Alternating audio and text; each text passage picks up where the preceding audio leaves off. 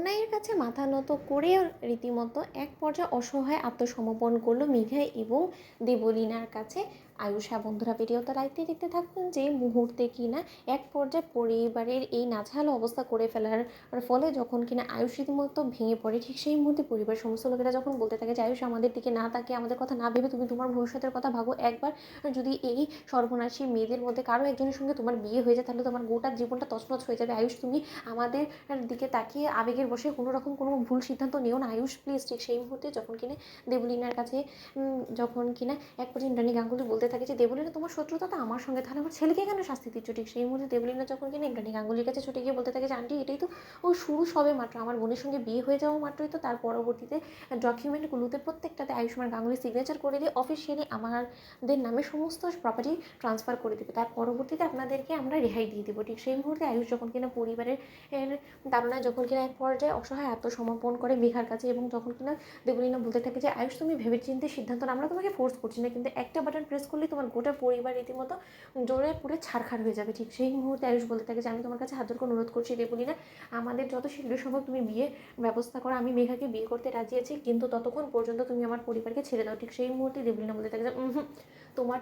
বিয়ের আসরেও ওরা রীতিমতো এরকম নিজেদের গায়ে বম নিয়েই বসে থাকবে, সেখানে সমস্ত কিছু তোমার সর্বনাশ হতে দেখবে, কিন্তু তারা রীতিমতো কোনো কিছুই করতে পারবে না। তার জন্য ততদিন পর্যন্ত আমার হাতে এই রিমোটটা থাকবে, তুমি বেশি বাড়াবাড়ি বা কোনো রকম কোনো চালাকি কাটানোর চেষ্টা করলে সেফটি হিসেবে তো এই জিনিসটাই ব্যবহার করতে হবে, তাই না আয়ুষ। ঠিক সেই মুহূর্তে এক পর্যায়ে যখন কিনা মেঘাকে কোণে বেশে সাজিয়ে ফেলে দেবলীনা এবং বলতে থাকে যে মেঘা আমরা আমাদের সাফল্যের অনেকটা কাছাকাছি চলে এসেছি, শুধুমাত্র আজ সন্ধ্যেতে একবার তোর স্মৃতিতে আয়ুষ্মান গাঙ্গুলি সিঁদুরটা পড়ে যাক, তার পরবর্তীতে ওর হাত থেকে সমস্ত সম্পত্তি আমাদের আমি লিখিয়ে নিয়ে ওদেরকে রীতিমতো এক একটাকে শেষ করে দেবো, জ্যান্ত পুঁতে রেখে দেবো, তোকে কোনো মতে বাঁচতে দেবো না। নেক্সট সেই মুহূর্তে যখন কিনা মেঘা বলতে থাকে যে তুই বরঞ্চ যা গিয়ে নিচে দেখ সমস্ত কিছু রেডি হয়েছে কিনা, এবং তার পাশাপাশি আয়ুষ্মান গাঙ্গুলিও রেডি হয়েছে কিনা সেদিকটা তো তোকে খেয়াল করতে হবে। ঠিক সেই মুহূর্তে আয়ুষ যখন কিনা